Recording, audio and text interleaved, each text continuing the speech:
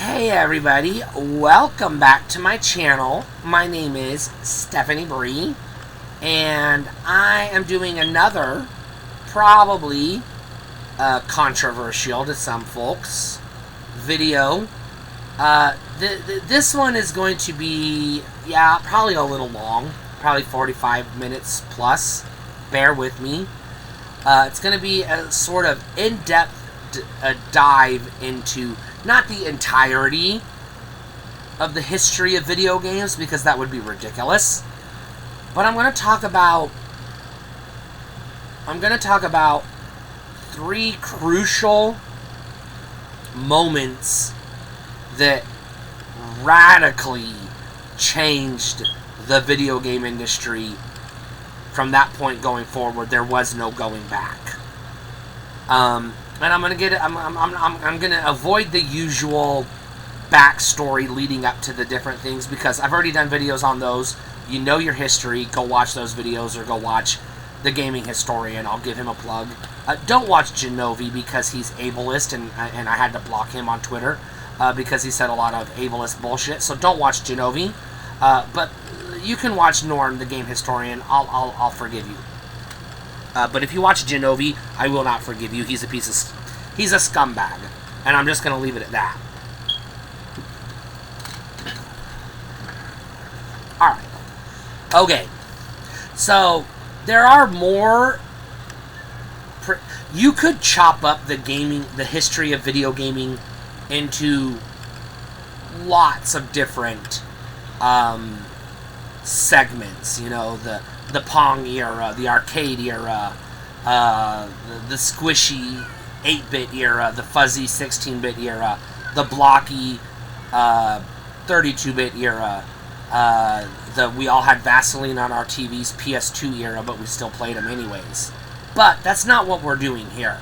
Because I think some of those eras, as gamers like to call them, sometimes they chop them up into different generations, first gen, second gen, third gen. I hate that categorization. Because where do you put the 3DO? Where do you put the Jaguar or the Wii U?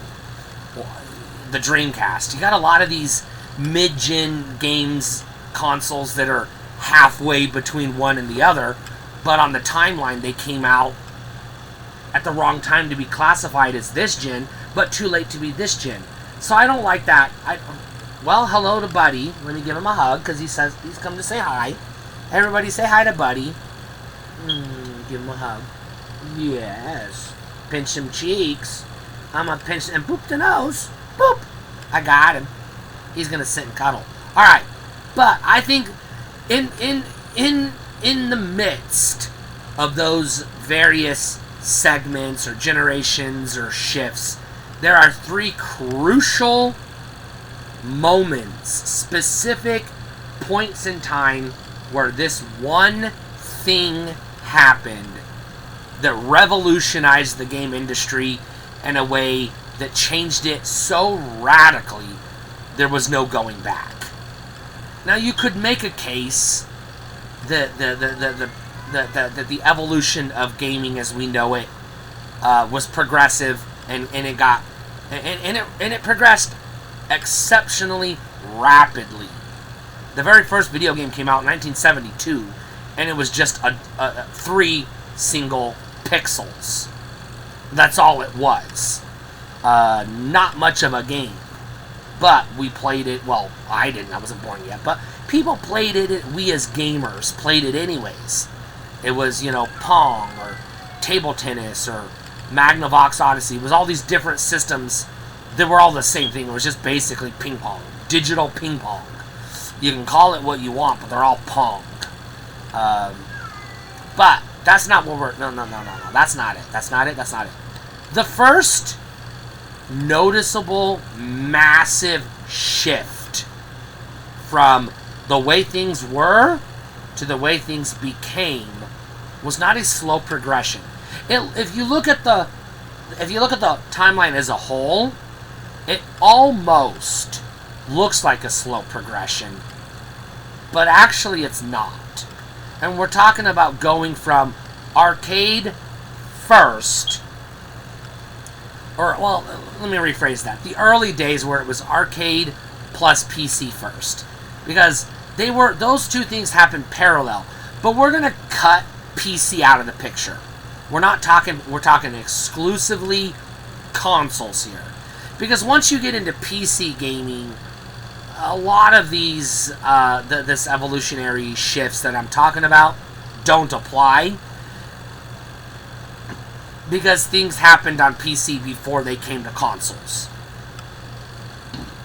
But they happened at a time where not everybody had PCs, so the vast majority of the gaming community were console gamers. PCs gaming existed, and what we would call today the PC gamer, air quotes, was a type of person that was out there, but they weren't the majority of gamers. They were just kind of in their own little space, and then eventually the two, there was a point where they would merge, where we are today, where PC gaming and console gaming are indistinguishable. They're the same thing. The only difference is which controller are you using, and consoles can, hey, PC gamer assholes, you can use mouse and keyboard on your consoles, so shut up. And console assholes, you can use a game controller on your PC, so the only thing that differentiates them is which controller you're using.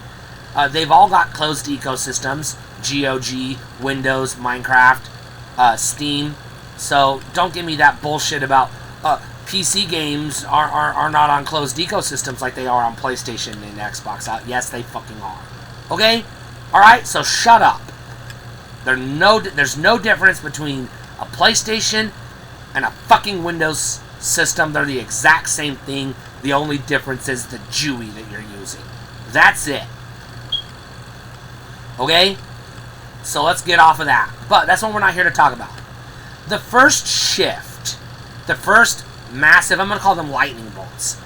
The first lightning bolt that struck that just obliterated the industry as it previously existed and ushered in a new era was the release of not the Famicom in Japan, because Japan took a different path, a different winding path to get to where they are today than we did in the West. So I'm talking about from a more of a North American, European perspective, because Japan they were more arcade focused. They had PC games, but their PCs were different than ours, and their PC games were way more arcade action oriented than ours were. Ours were things like Zork, and then eventually Ultima and Wizardry, and then you got to like, eventually you got to like, Leisure Shoot Larry and Where in the World is Carmen Sandiego and stuff like that. They didn't take that route in Japan. So this is different, because at the time it was released, the Famicom wasn't that revolutionary in Japan. But the Nintendo Entertainment System, when it hit North American shores, that was a thunderbolt, or a lightning bolt, whatever you want to call it. I'll say thunderbolt, because, whatever. That was a thunderbolt that radically shifted the entire games industry. Arcades continued on into the mid-90s, and PCs kept going alongside them. At the time the NES launched, the Commodore 64 was firmly entrenched in European and North American cultures, and the NES was more or less comparable to, graphically and sound-wise, to the Commodore 64. Not identical. I know you Commodore nuts are going to nitpick, blah, blah, blah, blah, blah. They were more or less the same thing, okay? They were comparable, okay? Let's not get into counting pixels and measuring the wavelengths of the synthesized channels, okay? That shit doesn't matter. When you look at a game on the NES and you look at a game on the Commodore, they look very fucking similar. Close enough, they're the same thing. I had a Commodore 64, I had a Nintendo Entertainment System, and I had some games that were on both, like Ghostbusters and a few others. The differences were not significant enough to make a goddamn difference. But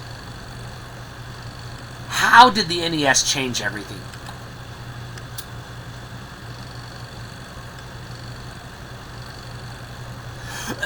The reason why the NES was a Thunderbolt and the Famicom in Japan wasn't, because Japan did not have the market fragmentation that America had. I'm not even going to talk about what was going on in Europe, partially because I just don't know. I'm not that well versed. But also because at that time, from what I do know, home consoles were not that big in Europe. Home computers were. They were bigger. Commodore, Amiga, BBC Micro, ZX Spectrum, etc. were more popular in Britain. Don't come at me with that. Actually, the Zia is no. Okay? Y'all can call it that. I'm going to call it the ZX Spectrum because that's how it's fucking spelled. Let's just move on. But I have to bring it up because I'm an American bitch and I like to assert my American status over you puny British. Just kidding. I'm sorry. Anyways. But I don't know the ins and outs of if there were or what they were home consoles in Europe or Britain or wherever else. I don't know. I've never really studied it. I only learned about the existence of Video 2000 relatively recently. In my world, it was Betamax versus VHS. I didn't. So where I'm going with. But here's the thing. In Japan, they had a few competitors in the home console space, but not very many, because home consoles again weren't as popular in Japan. This much I do know, as their dedicated computers, specifically the MSX and those types of computers. And they also had some of the same ones we did, but localized. And then arcades ruled the world in Japan. Arcades are still popular, more popular in Japan than they are anywhere else. So the Japanese video game industry has always had a heavy connection to the arcade side of the industry, especially Sega, one of the biggest video game companies in the world, and they're Japanese, who also happen to be the biggest arcade manufacturer in the world, even to this day. So, let's move on. So, okay, here's what we do know, though. Things were different in the US. Yes, we had home computers as well. IBM PC and its clones. We had the Apple clones and the Apple family, and we had the Lisa for 5 minutes, the Macintosh, the Atari 8-bit and ST family, the Amiga, the Commodore 64, 128, VIC-20, and the PET. We're all still floating around. There was the TRS-80 and a whole bunch of others. With varying degrees of hard, impossible to overcome incompatibility.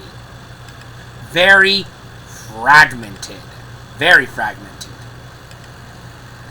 And we all know the story, which I'm going to gloss over a little bit, but we do know that because of this excessive fragmentation, you had the Atari 2600, the 7800, the 5200, you had the ColecoVision, you had the Intellivision, you had the Atari compatible, VCS compatible Coleco Gemini, you had the ColecoVision plus Atari adapter, the Intellivision plus Atari adapter, you had the Magnavox Odyssey 2, the Astrocade, the Vectrix, etc., etc. Way too many options, and you had no quality control, which is the big thing. Some of these companies, actually most of them, in fact almost all of them, were using standard off-the-shelf parts with no customization to the hardware, the chips, or the GUI, or the software, the BIOS, or anything. They were all just machines you could assemble in your garage if you had the inclination and the skill to do so. You could build your own Atari if you had the component. If you went to Radio Shack and bought the right parts, you could do it and assemble it and make it work, because it was all off-the-shelf parts. There were lawsuits over this that Atari lost because they tried to keep Activision's games off the 2600, and they tried to keep Coleco and Intellivision, aka Mattel, from being able to sell their adapters playing Atari games, and they lost because the judge was like, nah, bro, I could walk into a Radio Shack and assemble my own Atari, and there's nothing you can do to stop me, so why can't Coleco do that? So, yeah, sorry Atari, you fucked up. But, so did everybody else. Now, in Japan, yeah, you had the Famicom side by side with the SG-1000, and a handful of other various, very short-lived, I'm going to say Odyssey, Channel F quality game consoles that popped up and disappeared overnight. But the SG-1000 eventually evolved into the Mark III, which we know outside of Japan as the Master System, and the Famicom eventually was released worldwide as the Nintendo Entertainment System. And again, Japan did not ship the Famicom to outside of Japan to Europe and Britain and Brazil and South America and everywhere else. They shipped it to America first, redesigned into what we now know as the Nintendo Entertainment System in 1985, October 1985. The exact date is disputed among various sources, so we're just going to say October. That we can all agree on. Cat, you have to go. You have to go. Sorry, you got to go. Okay.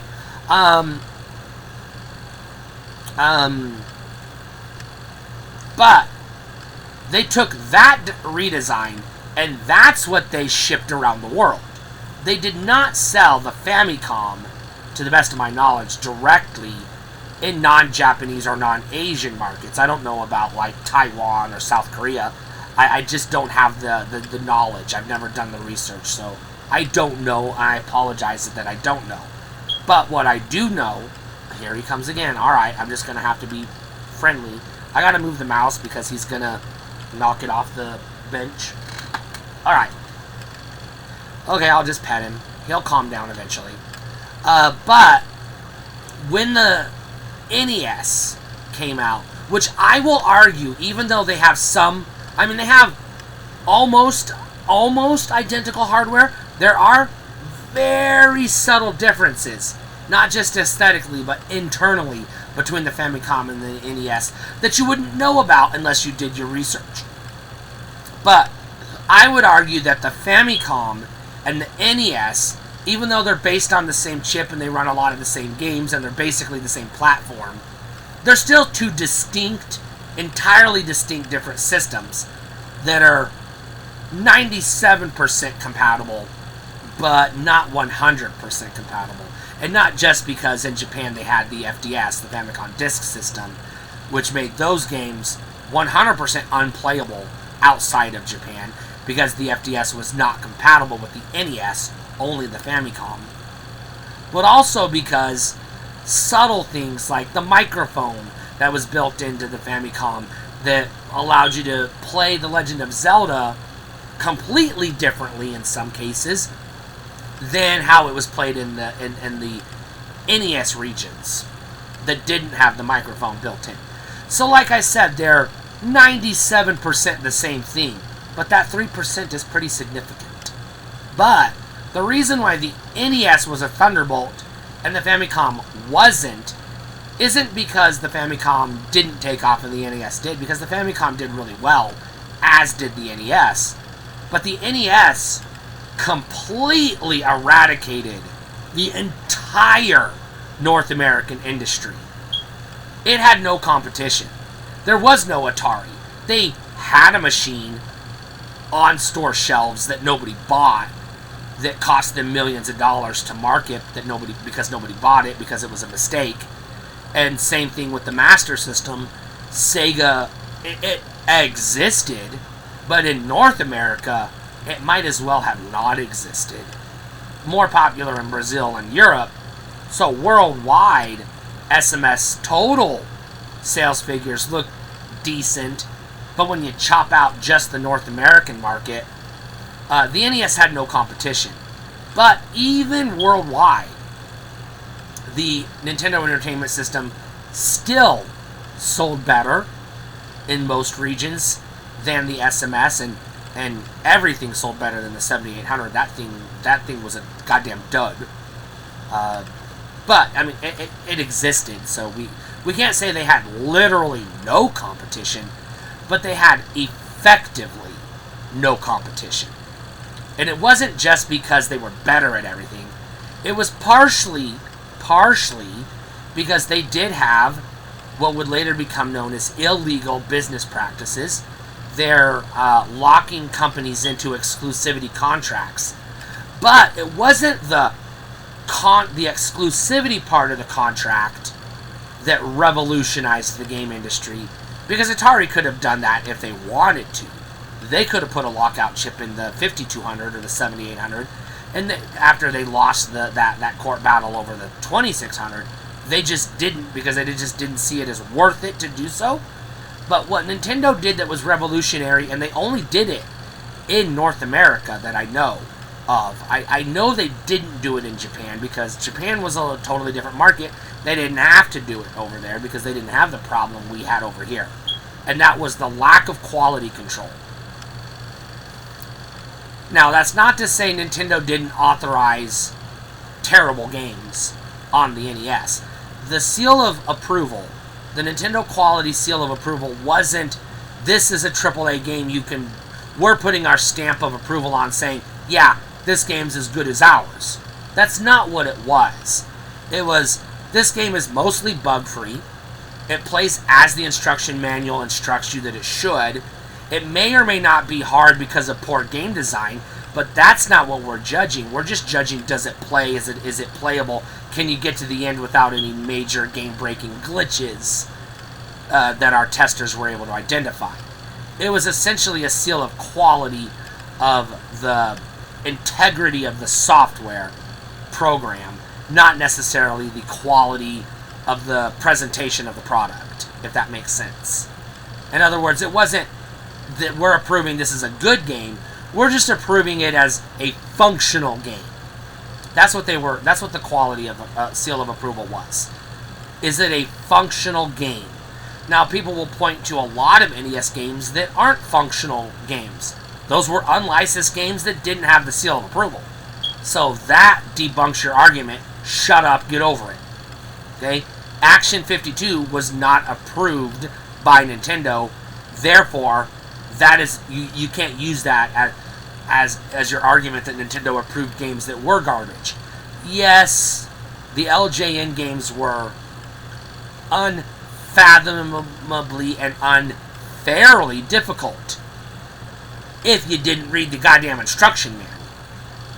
But again, this was at a time where you were supposed to, it was assumed you read the instruction manual, and if you did that, you knew how to play and beat Friday the 13th.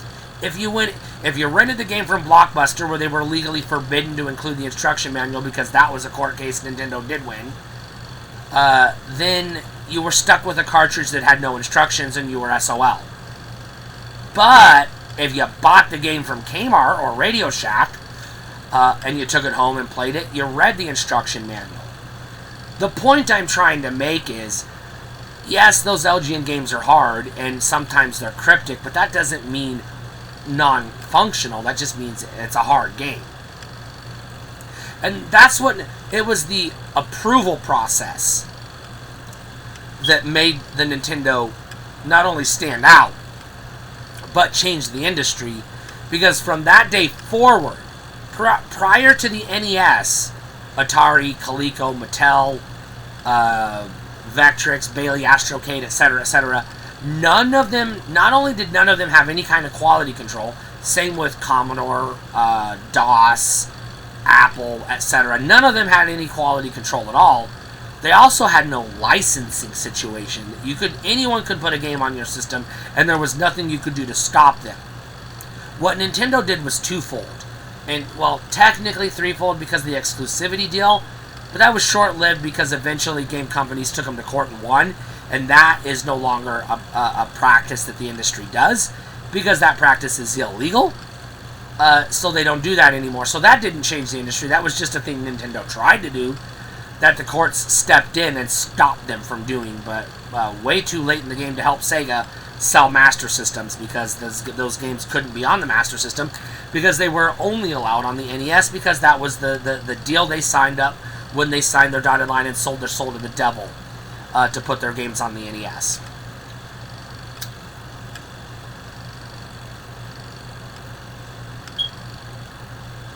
So for the first time in video game history, you had some type of measure of quality control. Again, it wasn't, is this game good or is this game fun? That's subjective. Nintendo really can't approve or disapprove that. That would be censorship, and they are notorious for that anyways, again, outside of Japan. But let's move on, because their censorship policies are very contradictory and hypocritical. That's a rabbit hole we don't want to get into today. Maybe someday. The second part of this that Nintendo did that did stick and revolutionize the industry was the lockout chip, which would later evolve into BIOS codes and things like that that would prevent unauthorized software from natively running on unaltered hardware. In other words, they were forcing game developers to buy a license from the manufacturer to put their games on the system.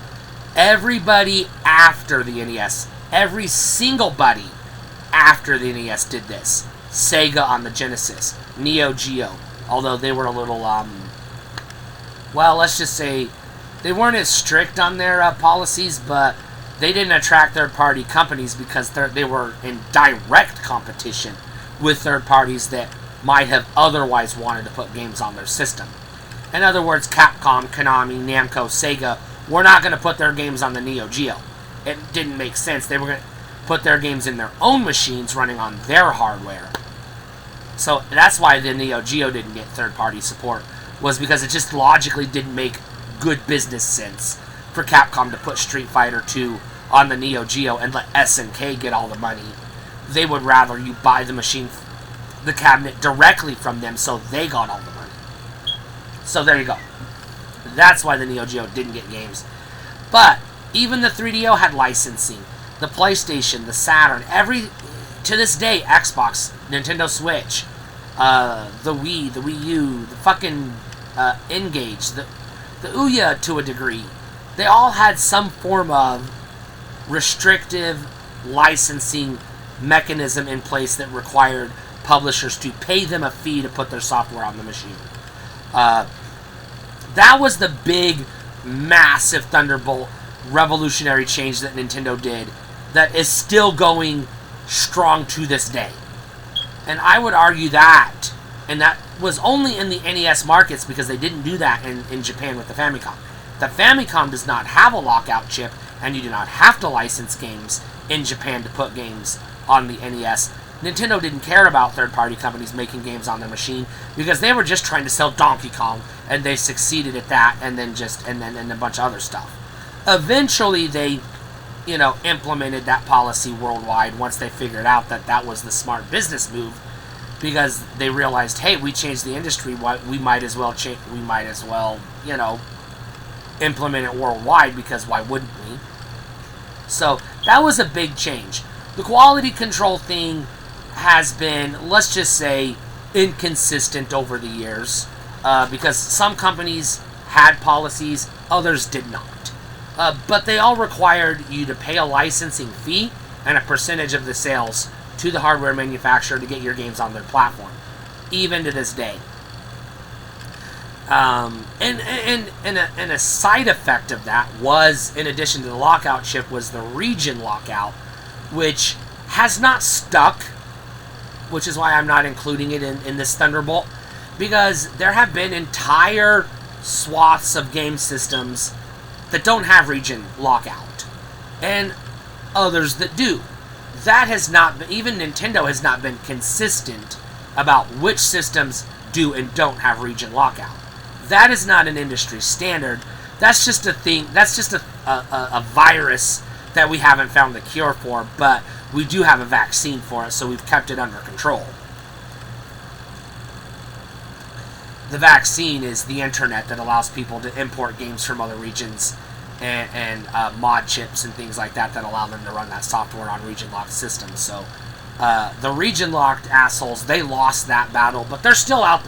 Some of them are still out there trying. They're just not pushing it as hard as they used to in most cases. That was the big thunderbolt, and that happened in 1985, and while there have been hiccups along the way, you had an occasional system that would come out that didn't have as tight of a quality control, or for instance the 3DO as an example, or the Ouya as another example, that had relatively loose and extremely inexpensive licensing agreement terms that did not generate significant revenue for the hardware manufacturer, as the other more successful systems did, because they were smarter about their business practices than Trip Hawkins was. I'm sorry, Trip, dude. You know what I mean? You did a thing. I'm not saying it was a good thing. I'm just saying you did a thing you're known for. And that thing you did is called Way of the Warrior. I'm sorry, dude. Because that game exists on your platform, we have to give you a mark. I'm sorry, dude. That's just the way it rolls, okay? There's nothing you can do about it. That's your legacy. I don't care that your system was the first to have a Need for Speed game on it, because that Need for Speed game is kind of garbage, and the system, that franchise didn't get good until it made its way to PlayStation and Saturn. Sorry, Trip, I'm just being real with you. You know, you can blow your nose on your $100,000 bills and not give a shit what I have to say because you're a billionaire from the last time I checked, or at least a mega millionaire. So you're rich and who cares? But I do have to point out that the 3DO is what you're going to be remembered for, not founding EA, because EA is the devil incarnate, and we're not happy that EA exists. Thank you very much. But I bring up EA and Trip Hawkins and the 3DO for a very specific reason, because it was Electronic Arts that hacked the Sega Genesis and were able to release unlicensed games, and then got into a legal battle with Sega, and then they came to an out-of-court compromise where they allowed EA to make games on the Genesis for a separate, more favorable term than they gave to other third parties, because they didn't want them to be releasing unlicensed games. Sega wanted a piece of that pie. But they also knew that EA was, at the time, making legitimately good quality games that Sega wanted on their console. But EA didn't want to pay the obnoxious licensing fee, so Sega did negotiate a deal with EA exclusively. Not an exclusive make games for us, nobody else contract. Just, we'll give you a sweet deal on the licensing if you don't tell anybody, as long as you make games for us. You can also put your games on Super Nintendo, we don't care. That was the type of situation, and this was the time that Trip left EA to go do his little 3DO side hustle that, I'm sorry, but was a massive, let's just say, a joke on the gaming industry that we're still laughing at to this day. And if Way of the Warrior hasn't convinced you that 3DO is a joke, go look up Plumbers Don't Wear Ties and come back to me. Okay? I as a gamer, because of the gaming magazines were pushing the 3DO at the time, I have a miniature modicum of respect for the 3DO for its flash in the pan, what it did, which was essentially open the door for the PlayStation. But that's as much credit as I can give it. Also, Gex is a really good game, but it's not exclusive. I can get it on PlayStation. I could get it on the Saturn if I was an idiot, which, yeah, I was at some point in time. I did buy a Saturn because I'm an idiot, like everybody else that bought the Saturn. We've established this. If you've owned a Saturn, you're an idiot. But it's okay, because so was I, and I'm gonna just allow it, because it is what it is. Just own it, okay? If you bought a Saturn, you're an idiot. Own it. You don't have to apologize for it. Just accept it and move on. We all make mistakes. Buying a Sega Saturn was a mistake for 100% of the people that did. I'm not sorry. But this is where we get into the second Thunderbolt. This one was not on the surface as bam like the Nintendo was. This one was more like a thunderstorm that struck the industry over the course of a span of about 3 to 5 years as a whole, that eventually overtook the existing establishment, eradicated the way things were done, and ushered in a more modern era. And this was the introduction of the 3D-focused multimedia 32-bit CD-ROM based game console. Now we'll squeeze in the N64 on the technologically advanced 64-bit virtual reality based 3D gaming because it was lacking the CD-ROM and the multimedia features, but it did have advanced 3D graphics.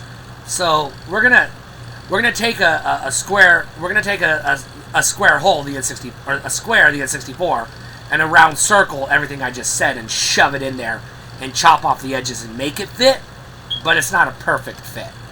But it's not just once we got to 3D gaming, because 3D gaming existed all the way back in the 70s. That was a progressive evolution. But multimedia CD-ROM was more of a. It was progressive, but it was very rapid progressive.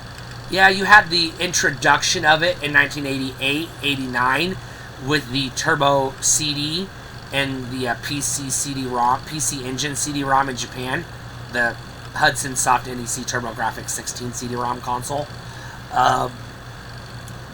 And then a couple years later, you got the Sega CD, and then, around that time, you got the CDI and the 3DO, and then eventually you got the Saturn, and then it fully matured once we get to PlayStation.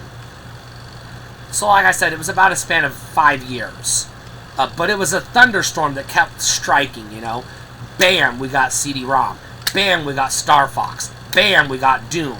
And then bam, we got Sega CD. And then the final Thunderbolt was the PlayStation. And then the N64 was sort of the, the fizzling out before the thunderstorm moved on. And then we settled into a new world where interactive, multimedia, virtual reality-based 3D movie story-based, story-driven games became the norm. Yeah, you still have platformers and puzzle games and things like that, but they've evolved into the 3D space, and a lot of times they incorporate sometimes in-game cutscenes, or they tell a interactive story via the gameplay. Not every game has a story component.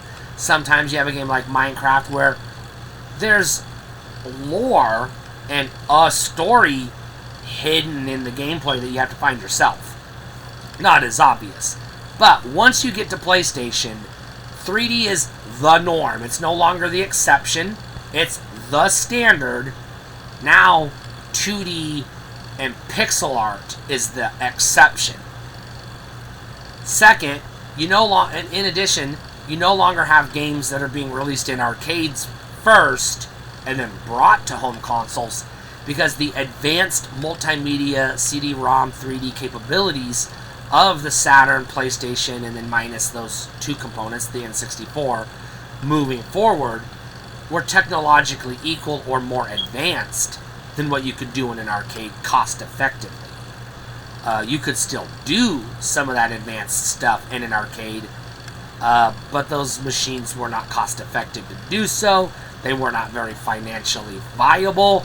They didn't last long. And, well, as we all know, the arcade industry sort of collapsed and then got a second breath when the barcade came on the scene. But that's another story for another day. But you have the 3D is the norm. An emphasis on storytelling is the norm, whether it's cutscenes or text or integrated into the game itself or hidden in the gameplay like Minecraft. It's an essential component of the games. So this is where we get to the big shift.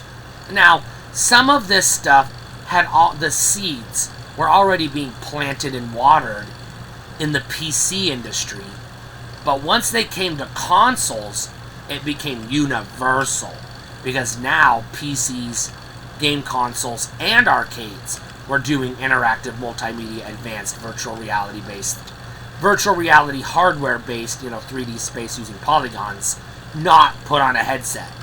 Because back then, that's what we called these games VR. We didn't, and then later we called them 3D. Which again, when we say 3D, we mean in a 3D space using polygonal graphics and rendering. We're not talking about 3D games like the 3DS and some of those games on the few PS3, Xbox 360 games you could put on glasses and they pop out in your face. That's not what we mean when we say 3D. We mean Super Mario 64, Crash Bandicoot, Minecraft, etc. Moving around in a 3D space was evolutionary a little bit at a time. The story-based elements of video games was sprinkled in a little bit at a time.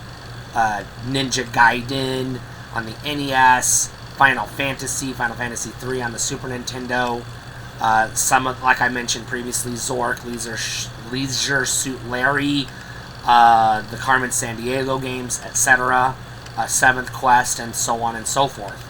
But they converged when the PlayStation and Saturn came on the scene. And I'm giving most of the flowers to PlayStation here. Saturn was kind of like an and. You had PlayStation and Saturn. And I don't mean that's what people bought. I just mean that's how the gaming and broader non-gaming culture think of it. Yeah, it was PlayStation and, yeah, Saturn also existed. But it was really the PlayStation that revolutionized everything.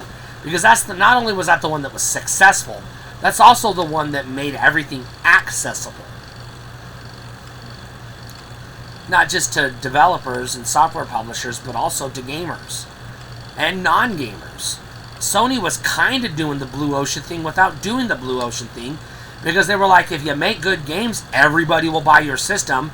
You don't have to go out of your way to specifically target the non-gamers. Just make good games for everybody, and then you'll get non-gamer games and gamer games and hardcore gamer games, and the insane people that play the Dark Souls type games because they've got a screw loose in their brain. Patrick, I'm looking at you. You're a cool dude, but let's be real. You're torturing yourself by playing only insanely difficult games. Kudos, but also, dude, come on. Anyways, you know who you are, Patrick.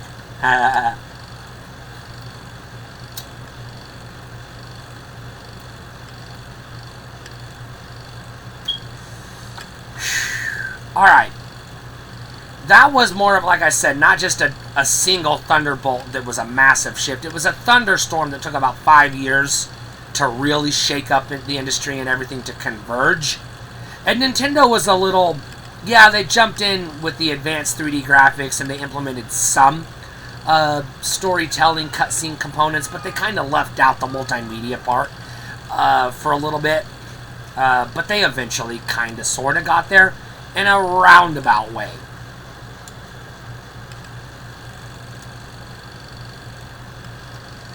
But there are voice-acted cutscenes in Super Mario 64, which was the very first game released on the machine, so, they weren't totally out in left field. I have to give them props where due. Everybody knows that opening cutscene where Peach is reading her love letter to Mario about how she baked him a cake. We've all got it memorized. I'm not even going to quote it because you've got it playing in your head right now.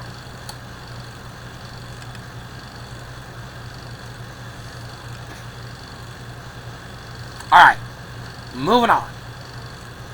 Again, the third massive thunderbolt, which I would argue has been the biggest change to the video game industry, bar none, again, had a sprinkling of seeds, and all the way back to the Atari 2600 and early PC days, but it was sort of way on the fringe. Only a small small percentage of people had access to. Not very many games supported it, and it took a long time before it not only became mainstream, but became the de facto standard. And by now, if you've been playing video games enough, you know how this story goes, and you know what I'm talking about. We're talking about online connected video games. The traces that we had, you could kind of sort of download and rent games system model over the internet that existed on the Atari 2600, kind of in a roundabout way on the SNES and Sega Genesis in some markets. And then you had a little bit of, you could connect directly to your friend's machine via dial-up. You just dialed in their TCP IP address, and you could connect to them directly without going through servers and interim services, etc. on the Sega Saturn. And also, that was mostly how it was done in the early days on the PC, like Doom and even Quake and games like that had connectivity, but it was more like it was a LAN situation, but over the internet. And this was very slow to make its way to consoles. Starting with what we recognize today as the online connected model that became mainstream. At the time, it was fully there, fully implemented. It just wasn't very successful because of various reasons, was the Sega Dreamcast. It had internet connectivity built in on launch day, and it gave you the tools to connect to the internet. So you had like the web browser right there, multimedia functions, CD-ROM based technology, interactive, advanced 3D graphics, etc. So it was like a PlayStation or Saturn, but the next level. Just an evolutionary step. But the game changer was the internet connectivity, which allowed for online play against other people around the world in an assortment of games. I'm not going to list them. But it also allowed for a new type of game that existed on the PC first, has never really caught on mainstream on the console, but they keep trying. They've thrown us a few bones here and there, but it's insanely popular, like unfathomably popular on the PC, and that's the MMO, massively multiplayer online role-playing game. And the first that I know of, I'm not going to say literally first, but first notable console MMO that I'm aware of that was on the Dreamcast that was a flash in the pan, but it was a hit in its day. Phantasy Star Online.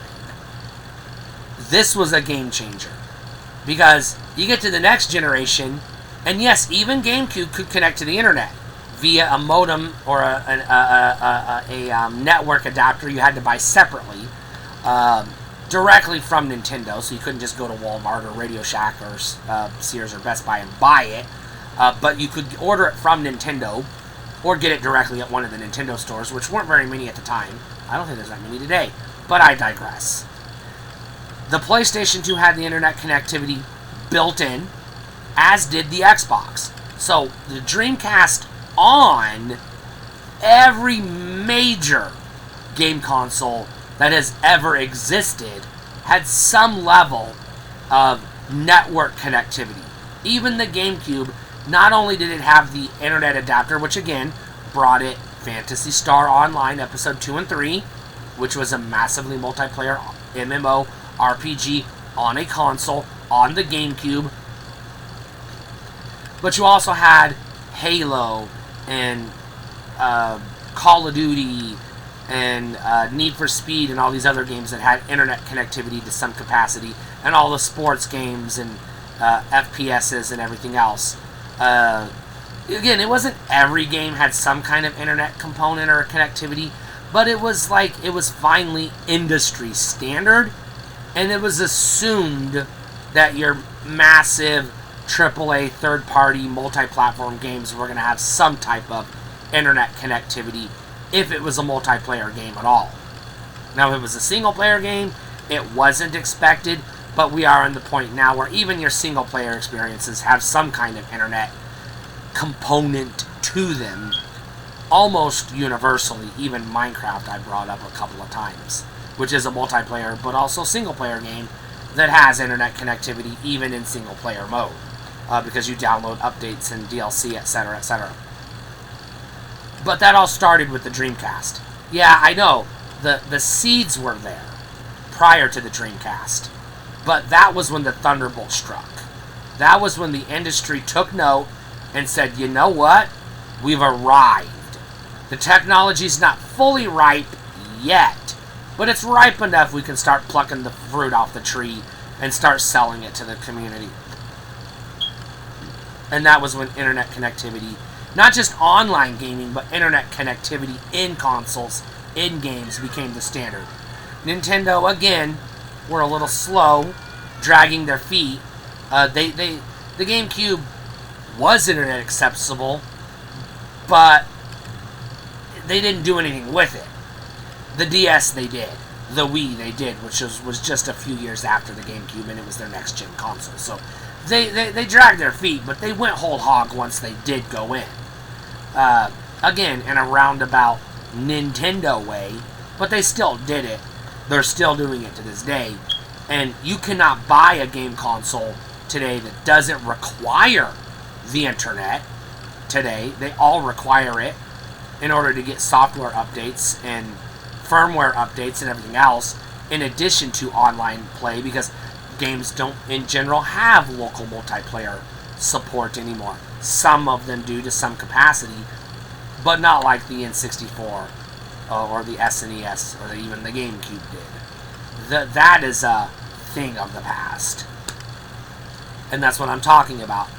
Internet online connectivity changed the world in such a way that it doesn't make not just economic sense to make local multiplayer games anymore.